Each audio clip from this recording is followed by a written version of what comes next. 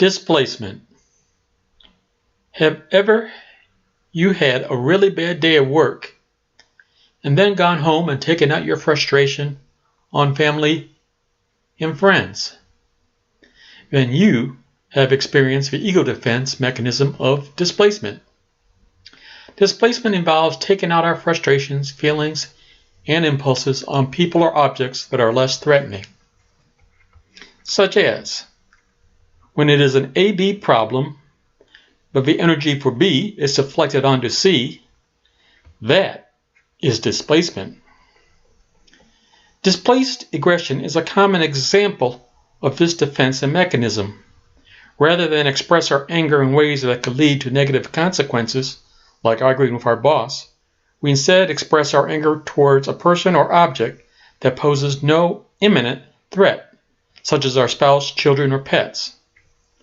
A more contemporary example would be the vitriol by libertarians, independents, and conservatives at President Barack Obama. As a disclaimer, I am not a fan or supporter of President Obama. I think he is a shill for a cynical class of academics and intellectuals who rise to authority on the backs, hopes, and aspirations of a lowly dispossessed. So that class, meaning the intellectuals and academics, can manipulate the dispossessed to implement their cultural and financial hegemony to a grander and more efficacious extent than they do for the promises and hopes they know they can only fulfill marginally, if at all, for the dispossessed. The vitriol against President Obama is characterized by using terms and declarations describing and calling President Obama what they would refrain from doing towards any previous president or president, senator, congressman, governor, mayor, local official, let alone any other personal or secular authority figure under whose influence or control they exist. Since this is a particular class of emotionally displacing individuals, it is easy to find the cover and anonymity in the mob cacophony to which they subscribe.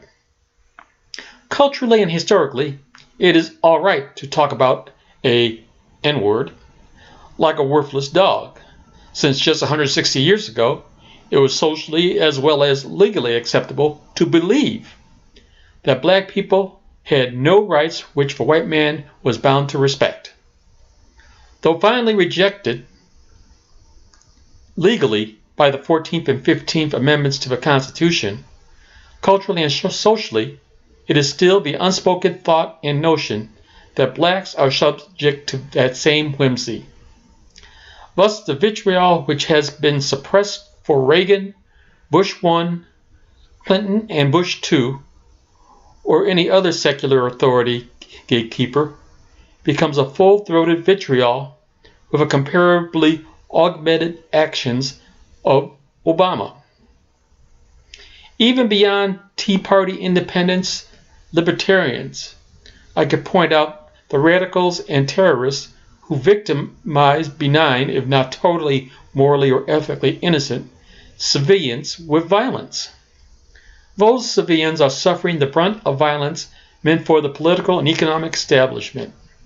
That establishment controls not only those victimized civilians, but the terrorist wanton responses that gives the establishment more rationales for even greater repressive activity for that vicious cycle. Not to leave myself out of this indictment of displacement, my own words here, as well as my focus on transcendental and metaphysical modalities, displaces my energy of hostility and militant resolution into behaviors that avoid direct confrontation with the established order's presumptive authority over me and others, as I effectuate an ascetic and monastic alienation from being a participant in those elective mental and emotional spectacles and distractions of Caesar for the tithes and devotion I place for my soul's psyche. Displacement avoids direct confrontation with what is the initiating problem and redirects it into and onto a more safe person or object for one's retribution.